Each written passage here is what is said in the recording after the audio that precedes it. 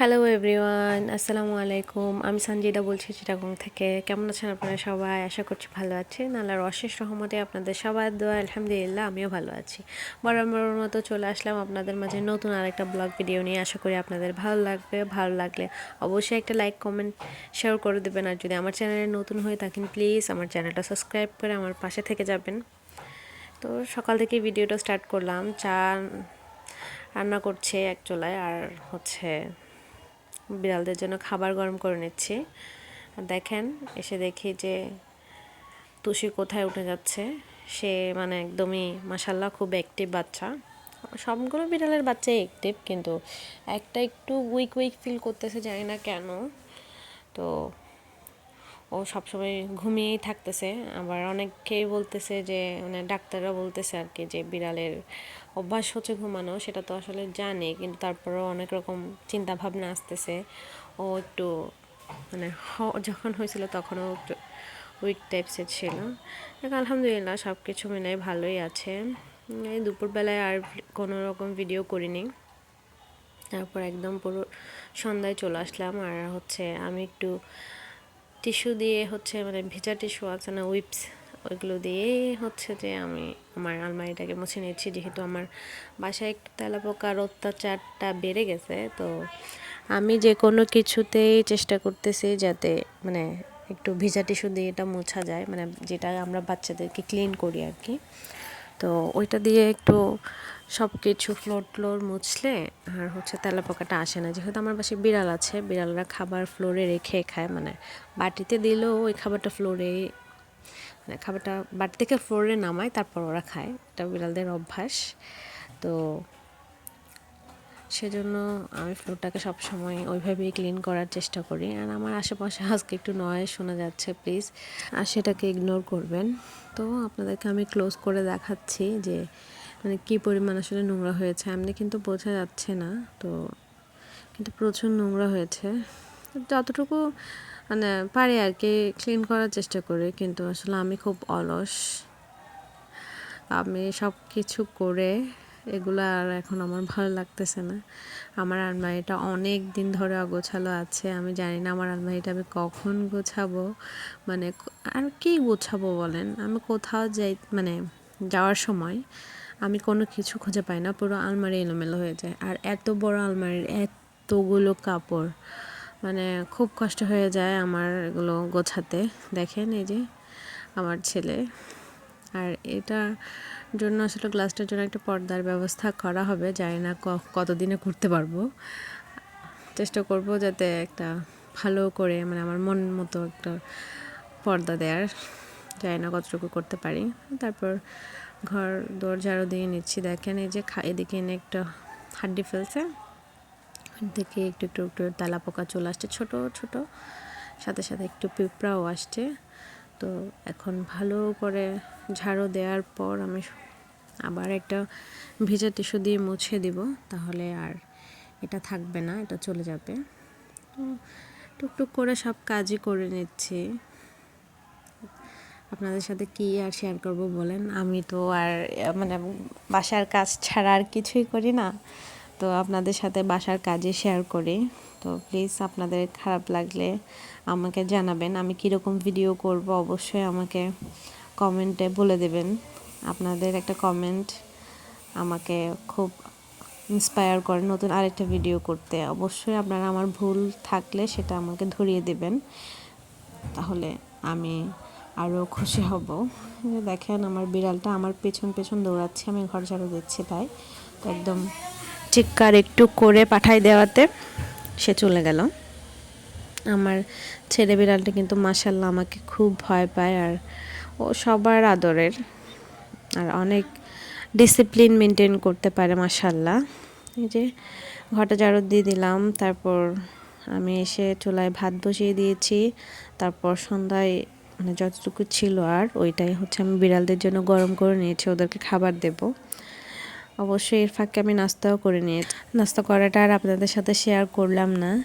আমি দেখতেছি যতই আমি ডেইলি ভিডিও মানে যা যা করি সেটা অ্যাড করতে গেলে ভিডিওটা প্রায় 30 মিনিট 40 মিনিটের হয়ে যাবে। তো এত বড় ভিডিও কে দেখবে, এত বড় ভিডিও কেউ দেখে না এত ধৈর্য সহকারে।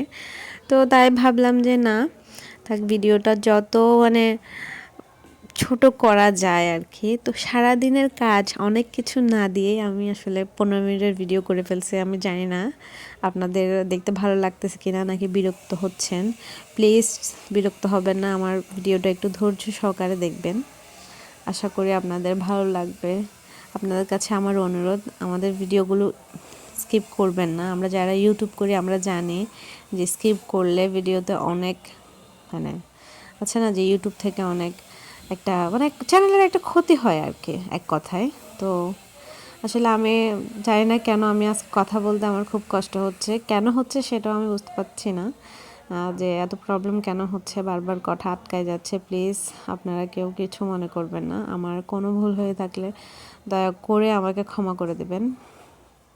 তো একটা মাছি বারবার এসে এসে ডিস্টার্ব করতেছিল, তো তাকে তো কোনোভাবে তাড়ানো যাচ্ছে না, যেহেতু এখানে মানে মুরগির ব্লাডের গন্ধ পাইছে সেজন্য সে ঘুরঘুর করছে। তো ভাবলাম যে আগে মুরগি কাটার আগে পেঁয়াজ রসুন তারপর হচ্ছে টমেটো কাঁচামরিচ এগুলো একসাথে ব্লেন্ডার করে নিই। আপনারা যারা আমার রেগুলার ভিডিও দেখেন তারা জানেন আমরা মানে ফ্রিজে রেখে সংরক্ষণ করে খেতে খুবই কম পছন্দ করি। তো সেজন্য অল্প হলেও প্রত্যেক দিনের আদা রসুন বাটাটা প্রত্যেক দিনই করার চেষ্টা করি, যেহেতু এত কষ্ট হয় না, ব্লেন্ডারে একটা সুইচ দিলেই হয়ে যায়, তাহলে এত ঝামেলার কে আছে। তো প্রত্যেক দিনেরটা প্রত্যেক দিন করাই আমার শাশুড়ি স্বাচ্ছন্দ্য বোধ করেন। তো সেই কারণে আর কি প্রত্যেক দিনেরটা প্রত্যেক দিন করা আর অভ্যেস হয়ে গেছে আমাদের সবারই। আমরা প্রত্যেক দিনেরটা প্রত্যেক দিন করে নিই। আপনাদের সাথে বক বক করে ফেলতেছি আজকে অনেক বেশি, জানি না কি বক বক করতেছি। আর আজকে একটু শরীরটাও ভালো লাগতেছে না, মানে একদম আছে না যে শরীরটা কেমন যেন ভার হয়ে রয়েছে, মনে হচ্ছে যে মানে একরকম মানে ফিল হচ্ছে, হয় না কেন। তো কথা বলতে বলতে সব কোটা শেষ, তারপর এখন মুরগিটা কেটে নেব। আপনাদের ভাইয়া আসলে ফার্মের মুরগি মানে ব্রয়লার মুরগি আর কি তেমন খেতে পছন্দ করেন না, তো তাই ওনার জন্য একটা দেশি মুরগি আনা হয়েছে, মানে ওনার উচিলে আমরা সবাই খাবোই আর কি। তারপরও আমার থেকে কেন জানি না ব্রয়লার মুরগিটাই বেশি ভালো লাগে। তো তো কী আর করবো, হাজব্যান্ডের পছন্দে, কিন্তু চিকেন ফ্রাইটা আবার পছন্দ করেন। আর চিকেন আসলে দেশি মুরগি দিয়ে ভালোও লাগে না, আমি অনেকবার ট্রাই করছি, দেখি যে না ফার্মের মুরগি দিয়েই হচ্ছে মানে চিকেনটা বেস্ট লাগে। তো তারপর আমি হচ্ছে যেটা রান্নার মানে যেটা আমরা খাবো সেই দেশি মুরগিটা আগে কেটে নিচ্ছি, যা যা করার প্রসেসিং সব কিছু করে তারপর হচ্ছে যে আবার কেটে নেব হচ্ছে বিড়ালদের মুরগি। বিড়ালদের জন্য তো আমার প্রত্যেক দিন একটা মুরগি লাগেই মাশাল্লাহ। আমার বিড়ালদের আরও মনে হয় যে আরেকটু বেশি দিলে ওদের ভালো হতো, কিন্তু একটা মুরগি ইনাফ, প্রায় 1.5 কেজি থেকে 2 কেজির ওজনের হয় ওই মুরগিটা। এটা দিয়ে হয়ে যায়। মুরগিটা যখন 1.5 কেজির নিচে পাওয়া যায় তখন একটু হিমশিম খেতে হয় ওদেরকে খাওয়াতে গেলে। আর আমি যেহেতু একদম ইদানিং ক্যাট ফুড ইউজই করছি না, মানে একদম নাই বললেই চলে ক্যাট ফুড, আমি আনাইও নি যখন শেষ হয়েছে আর আনাইনি। তো দেখতেছি অনেকে মানে আগে যখন বিড়াল পালতাম মানে নতুন নতুন যখন ছিলাম আর কি, তখন অনেকজন থেকে আইডিয়া নেওয়ার চেষ্টা করতাম যে কিভাবে কি খাওয়াবো। এক একজন বলে যে ক্যাট ফুড মাঝে মাঝে খাওয়াতে হয়, সেটা ওদের জন্য ভালো, কেউ কেউ বলে যে খাওয়াতে হয় না, এক এক ভিডিওতে এক এক রকম কথা বলে। তো আবার আমার ছেলে বিড়ালটা হচ্ছে মানে ক্যাট ফুড খাওয়ালে একটু ওর মানে টয়লেটটা নরম হয়, ওর পায়খানাটা যেহেতু একটু নরম হয় তাই আমি ওকে কম দেওয়ার চেষ্টা করি। আগে একদিন পর পর একবার করে দিতাম, মাঝে মাঝে প্রত্যেক দিন একবার করে দিই, কিন্তু এখন প্রায় 15-20 দিনের বেশি হচ্ছে আমি টোটালি ওকে দিচ্ছি না। যা ছিল মেয়েটাকে অল্প অল্প করে 2-1 বার খাওয়াইছিলাম, কিন্তু ছেলেটাকে একদমই দিই নাই।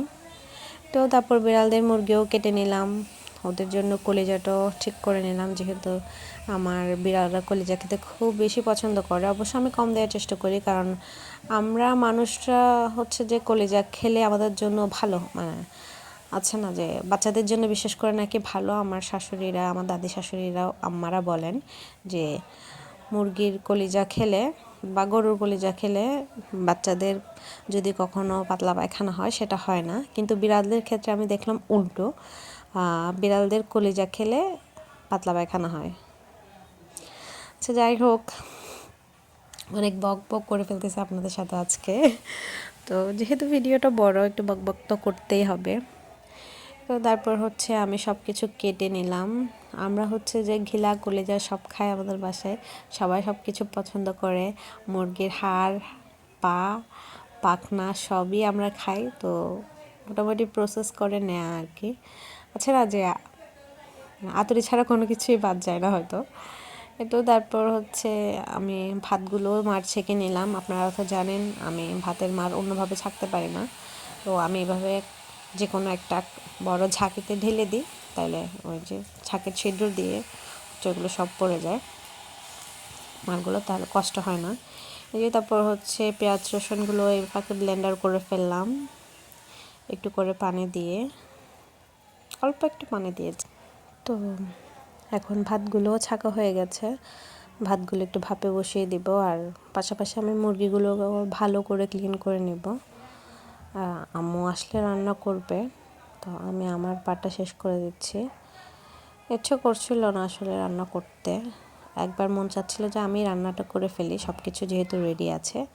আরেক মনে হচ্ছিল যে না থাক, করবো না, টুকটাক কাজ আছে বাসায়, লিটার বক্সটা ক্লিন করতে হবে, ওদের লিটার বক্স ক্লিন করিনি, তো লিটার বক্স ক্লিন করব। তাই একদম যতটুকু পরিষ্কার করে ধোয়া যায় আমার পক্ষে সম্ভব, বা মানে খাওয়া যাবে এরকম উপযোগী করে আসলে আমি ধুয়ে নিয়েছি। তো আজকে আসলে কয়েকদিন ধরে নেটওয়ার্ক খুব প্রবলেম করতেছে, জানি না কেন। যেহেতু ডেইলি একটু লাইভ করার চেষ্টা করি, তো মন মতো হচ্ছে না আসলে, 1 ঘন্টা হয়ে কেটে যাচ্ছে, বা নেটওয়ার্ক প্রবলেম করছে, কোনো একটা ভিডিও দেখতে গেলে ভালো করে দেখতে পাচ্ছি না, আটকায় যাচ্ছে, কি একটা মুসিবতের মধ্যে আছে আমি জানি না। ওয়াইফাইতেও একই প্রবলেম, ডাটাতেও একই প্রবলেম, কেন এত প্রবলেম হচ্ছে জানি না, কিন্তু সবাই বলছে যে হ্যাঁ মানে এভাবে এরকম প্রবলেম সবারই হচ্ছে, ওয়াইফাই দিয়েও হচ্ছে, তারপর হচ্ছে ডাটাতেও হচ্ছে। তো হয়তো ওয়েদারটা এমন, তাই হয়তো সার্ভার ডিস্টার্ব দিচ্ছে নাকি কেন দিচ্ছে আসলে বুঝতে পারতেছি না। তো ভালো করে ধুয়ে নেওয়ার পরে আমি হচ্ছে যা নোংরা পড়েছিল, পানি জাম হয়ে যাবে, তো ওইদিকে হচ্ছে বেসিনটার ময়লাগুলো তুলে নিলাম, তুলে আবার একটু ভালো করে ক্লিন করে নিচ্ছি। ক্লিন করার পর মানে 2বার ধুই আমি, যে কোনো মাংস 2বারই ধুই, মাছ হলে 2বারের বেশি ধোয়া হয়। তো তারপর এগুলো ধোয়া হয়ে গেছে, সুন্দর করে এগুলো আলাদা করে রাখবো, রেখে আবার হচ্ছে বিড়ালদেরগুলো ধুয়ে নেব। যে এটা ধোয়া শেষ, এখন ধুয়ে নেব যে বিড়ালদেরগুলো, বটিটাও আগে ভালো করে ধুয়ে রেখে দেবো, কারণ নাহলে এখানে এসে তেলাপোকা হামলা দিবে। আর বটকিটাকে একদম ফ্রেশ করে ধুয়ে নিচ্ছি, কার ভাষা কী বলে জানি না, আমাদের এখানে বটি বলে। তো তো তারপর হচ্ছে বিড়ালদের মুরগিটা সুন্দর করে ধুয়ে নিচ্ছি, ধুয়ে সেদ্ধ বসাই দিব, কারণ হচ্ছে চুলা যখন রান্না বান্না বসানো হবে তখন আর খালি হবে না। আর যদি এখন না বসাই তাহলে একবারে রান্না বান্না শেষে বসাবো, যেহেতু আলহামদুলিল্লাহ যথেষ্ট পরিমাণ চিকেন ওদের আছে, আরও একবার খাওয়ানো যাবে। তো এখন আমি 2বার করে সুন্দর করে বিড়ালদের মাংসটাও ধুয়ে নেব। ধোয়ার পর যতগুলো হচ্ছে যে মুরগির পাখনা আর পা আছে, সুন্দর করে গরম পানি দিয়ে আমি আসলে ওইগুলোকেও ক্লিন করে নেব। যেহেতু আমি আপনাদেরকে আগেই বলেছি এটা আমাদের বাসায় সবাই পছন্দ করে, বাচ্চা বড়, আমি ছাড়া বাকি সবাই পছন্দ করে। তো আমার থেকে মুরগির পা ভালো লাগে, কিন্তু পাখনাটা ভালো লাগে না, মানে চামড়া জাতীয় কোনো জিনিসই আসলে আমার পছন্দ না, আমি চামড়াটা ফেলে খেতে পছন্দ করি। এই তো তারপর হচ্ছে গরম পানি দিয়ে সুন্দর করে ক্লিন, দেখেন কি নোংরা বের হয়েছে, আমার কেমন জানে তখন মানে এই জায়গাটা আসলে আমার একটু অড ফিল হয়, মানে অন্যরকম লাগে, কিন্তু এটা তো করতেই হবে। তারপর সুন্দর করে হচ্ছে গরম পানি দিয়ে দেখলাম সেদ্ধ হচ্ছে কি না, যদি হয়ে যায় তাহলে তো ভালো দেখলাম যে হয়ে গেছে। তারপরে আমি আরেকটু গরম পানি বসিয়ে রাখছি, মানে যাতে যদি পরে লাগে। অনেক সময় এমন হয় যে মানে পাখনাগুলোতে প্রয়োজন হয়। এই যে এখন আমি সুন্দর করে এগুলো ফেলে আবার ধুয়ে নেব। তো এর ফাঁকে আমরা আরেকটু গরম পানি বসিয়ে দিয়েছি, যাতে প্রয়োজন হলে ইউজ করতে পারি, আর না হলে রান্না ইউজ হয়ে যাবে, সমস্যা নেই, ওয়েস্ট হবে না। এই যে গরম পানিগুলোকে আমি সুন্দর করে ফেলে দিয়েছি, দিয়ে ভালো করে এখন পরিষ্কার পানি দিয়ে আরেকটু ধুয়ে নেব, আর যাতে একটা বাজে স্মেল বের হচ্ছে ওই স্মেলটা যাতে চলে যায়। আর এগুলোতে যেহেতু ব্লাড থাকে, আর ওখানে তো একটা ড্রামে বা একটা কিছুতে করে আসলে মুরগিটা জবাই করার পর ওখানে দিয়ে দেয়, তো ওখানে তো সারাদিনই মুরগি জবাই হতে থাকে, তো একটা অন্যরকম একটা স্মেল হয়ে যায়। তো এটা আর আপনাদের সাথে শেয়ার করলাম না কিভাবে ক্লিন করলাম। ক্লিন করার পর চলে আসলাম। তারপর দেখেন মাশাআল্লাহ আমার বাচ্চারা ঘুমিয়ে আছে, বিড়াল। তো আমার ছোট ছেলে কি যে দুষ্টুমি করে দেখেন, মানে একদম শান্তি দিচ্ছে না। সেও মাশাআল্লাহ ওর সাথে অ্যাক্টিভ, আর আমার ছেলেও ওর সাথে প্রচুর অ্যাক্টিভ। দেখেন প্রথমেও একদম চুপ করে অভিনয় করেছিল যে ঘুম, ও একদম নড়াচড়া করছে না, যখন যখন সুযোগ মতো পেরেছে একদম ধরে ফেলেছে।